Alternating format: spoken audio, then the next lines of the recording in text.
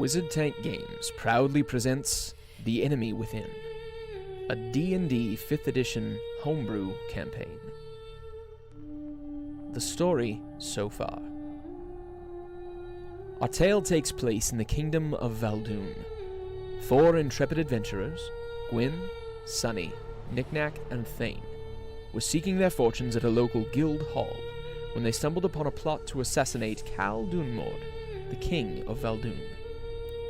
After thwarting the assassination, they were declared heroes and given important positions in the kingdom.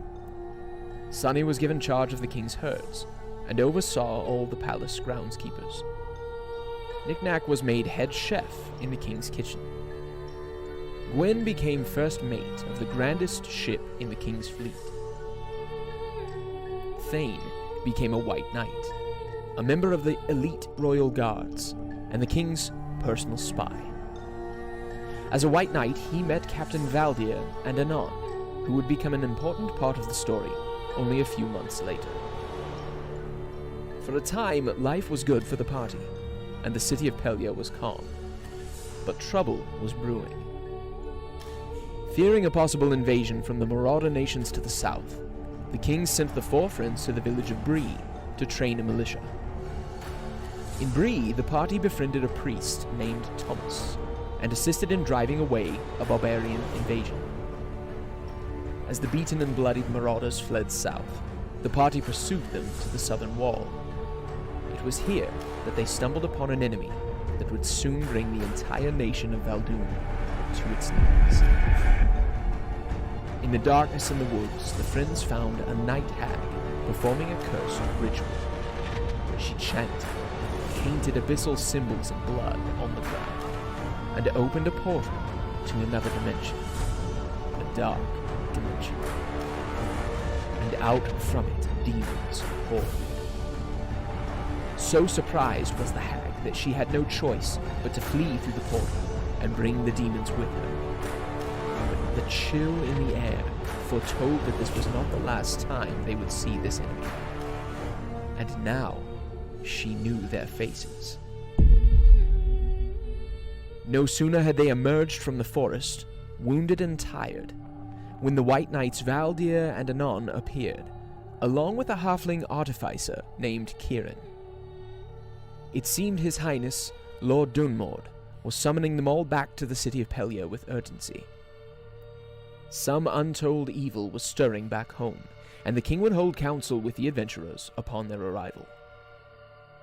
With all haste, the party made preparations to return to Pelia. Sunny, however, found that his heart lay with the people of Bree, and chose to remain there in defiance of the king. Leaving their friend behind, Knickknack, Gwyn, Valdir, Thane, Kieran, and Anon set out on the journey home.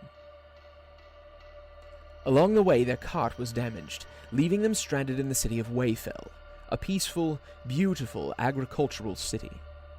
But trouble seemed to follow the friends, and the peace of Wayfell would soon end in flame. Not long after their arrival, awaiting the repair of their wagons, the party overheard strange conversations between some local boys. In the deepest hours of the night, the boys went into their father's barn and drew dark shapes in the dirt. The party intervened just as spectral figures emerged from the shadows. The friends drove away the spirits and saved the child's lives, but a poorly aimed spell set the barn ablaze. Through the smoke and flames, Thane locked eyes with a dark figure who seemed to be stalking him. He pursued, but was unable to catch this man. The boys revealed that they had learned the dark ritual from an old parchment given to them by a homeless man. They claimed they were trying to speak with their deceased mother, and they meant no harm. As the party examined the parchment, they recognized the runes. They were the same dark runes that had been drawn by the Night Hag. At dawn, the party began a thorough search of the city. In due time, they located the corpse of a man matching the description of the mysterious homeless man. He had been murdered, and it seemed the party's mysterious dark adversary had taken his place. As they followed the trail further, they discovered a house which was bathed in powerful illusion spells. It had evidently been used as a hideout for their enemy, but the still-warm teleportation circle in the center of the house meant that the party was no closer to apprehending their stalker. When their wagons were repaired, the party once again set off with all haste to Pelia. Along the way, however, it was discovered that one of their number was a fraud. Thane had abandoned the party, it seemed, and replaced himself with a local man, a few gold pieces in his pocket and a magical disguise on his face. When the disguising spell faded, the party abandoned the fraud on the side of the road, but decided not to go back for their traitorous friend in Wayfell. On their arrival in Pelia, the party was greeted not by Cal Dunmord, but by his newly appointed advisor, Leoril. She told the adventurers that there had been many strange happenings in Pelia, and in many of the other cities in Valdoon. Groups of people wearing unsettling masks had been congregating in large numbers. People were being reported missing, and a strange sickness had begun to spread, with men spitting up blood, going mad, and eventually dying. The king himself had fallen ill, though it was still to be determined whether he was infected with the dark sickness or something else. Leoril was acting as the king's mouthpiece.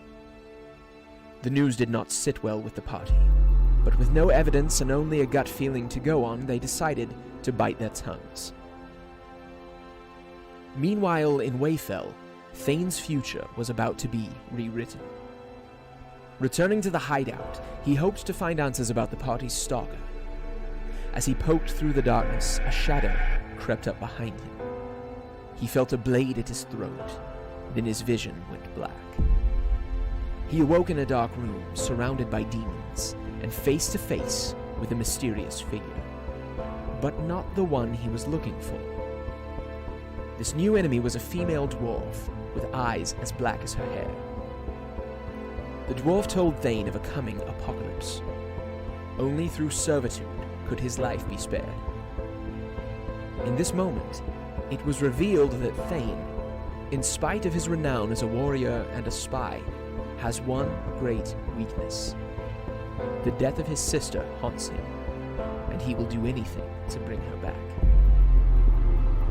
The dwarf grinned at this revelation, and the demons howled as Thane pledged himself to a new dark master. In a flash, the girl lashed out with her knife, severing Thane's arm.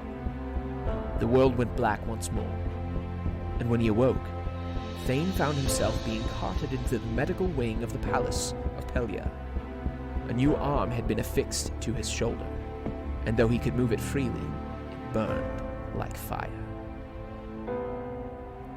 Reunited, and with Thane on the mend, Leoril sent the adventurers to speak with Ibitha Warwin, a wealthy and influential local woman, with the hope of using her influence to stem the panic bubbling up across Pelia. If the party could convince her that the situation was under control, perhaps the other nobles could help to keep the people calm. However, the adventurers were not prepared for what they discovered in the home of Ibitha. Her panicked servant, Anne, greeted them at the door, and told them that Ibitha had been acting strangely of late. Knick-Knack spotted a plate engraved with the abyssal runes in Ibitha's home, prompting the party to draw their weapons as they entered her bedroom. Though grotesquely overweight, Ibitha moved with unbelievable speed as she threw furniture and swung weapons at the party, spitting black bile as she struggled. As they struck her down, the sky outside went black. Lightning illuminated a mob of black figures surrounding the house. Their only route of escape lay in a secret passage below the house. But before they could leave, the party faced one last challenge. In the basement, another demon had taken up residence and was feeding on the life energy of Ibitha's son, Callum. Rallying their strength for one final battle, the party struck down the demon and fled the city with Callum and Anne. Flames nipped at their heels as they fled under the city walls. Pelia was ablaze, as masked rioters flooded the streets, killing and burning everything in their path. In the distance, smoke rose from the nearby villages. The entire nation, it seemed, had suddenly come under siege from an unseen enemy within. The adventurer's only choice was to take to the comparative safety of the sea.